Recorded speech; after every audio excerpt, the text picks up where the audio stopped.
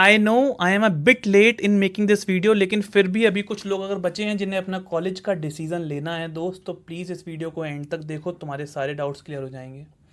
मेरे personal experience से जो कुछ गलतियां मैंने करी हैं वो तुम्हें बताऊंगा कॉलेज सिलेक्शन में, वो तुम्हें नहीं करनी है। और उसका क्या इम्पैक्ट होना है, एलएम किस तरह से करना है, ये सारी बातों पर डिस्कस कर रहे होंगे। ज़्यादा लंबी वीडियो नहीं होने वाली है, एंड तक देखोगे कुछ समझ में आएगा दोस्त, ठीक है। पहली बात, कैटेगरी दो तीन लोगों की है जो एलएलएम करेंगे। पहला, जिन्हें जुडिशरी की तैयारी कर रहे थे, अचानक से एलएलएम करनी पड़ी, अब क्यों कर रहे हो सोच के देखो। You are doing this LLM to get an employment, to have a backup, कि अगर बाई चांस को जुडिशरी का एग्जाम नहीं निकला, कब आया कब नहीं आया, 3 साल 4 साल क्या पता। तो भाई एक बात समझो, if you are having that thought in mind कि you have to make this a backup, you have to make it strong enough कि तुम्हें एक्चुअली में वो एम्प्लॉयमेंट दे पाए, ठीक है।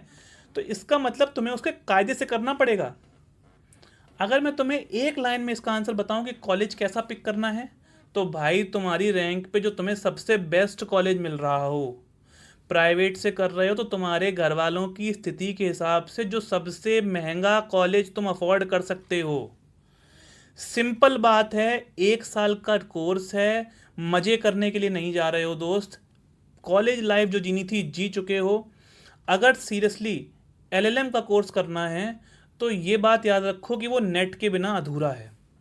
नेट अगर तुम इस साल निकालना चाहोगे तो जुडिशरी या फला फला किसी भी एग्ज़ाम की तैयारी मुश्किल होगी। और भाई मेरे इस साल ही निकालना क्यों बेहतर रहेगा, क्योंकि सभी लोग दे रहे होंगे, माहौल बना रहेगा, हेल्प भी हो जाती है दोस्तों से। और सबसे इम्पॉर्टेंट बात, बाद में इतने फालतू एग्ज़ाम को देने का मन नहीं करता है। फालतू इन टर्म्स ऑफ अपॉर्चुनिटीज़ नहीं, फालतू in terms of the questions which are asked, और क्वेश्चंस का पैटर्न जो पूछा जाता है वो तुम्हें ऑब्वियसली तुम्हारी जो नॉर्मल तैयारी है उससे अलग है। तुम मेरी बात जो दे चुके हैं पेपर समझ रहे होंगे। तो अगर मैं तुमसे कहूँ कि एलएलएम का कोर्स सिर्फ इस फैक्टर पे चुनो, ना तो डिस्टेंस जो मैंने पहले सिखाया, ना कोई जानने वाला कहाँ है, ना कोई और ऐसा फैक्टर जो तुम्हें किसी भी कॉलेज की तरफ अट्रैक्ट करता है, जैसे फॉर एग्जांपल कैंपस बहुत अच्छा है, हॉस्टल है या नहीं है, XYZ, कुछ नहीं।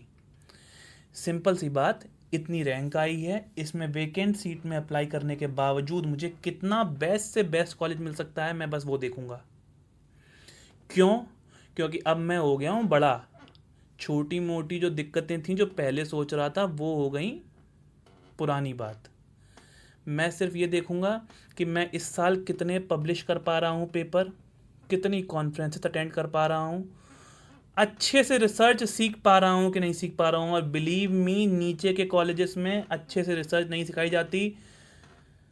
आई have been into one and I know the reality. तो इसलिए जितना अच्छा कॉलेज मिले दोस्त, जितना अच्छा कॉलेज मिले उतना अच्छा कॉलेज पिक करो। और सिंपल सी बात है, इस 1 साल को अपना बेस्ट साल बनाओ, ताकि इसके बाद दिमाग में कमाने की लोड ना रहे, भले 50 ही सही।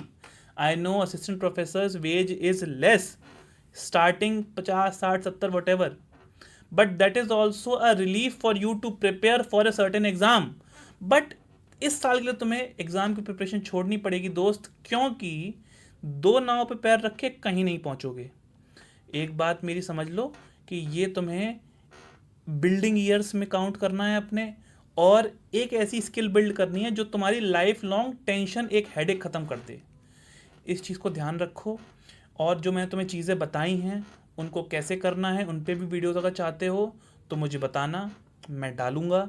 कमेंट सेक्शन में अपनी क्वेरीज पोस्ट कर सकते हो, और जिसको किसी को पर्सनल कोई डाउट हो तो इंस्टाग्राम पे मैसेज कर सकते हो, मैं रिप्लाई कर दूँगा 1 से 2 दिन में। Thank you.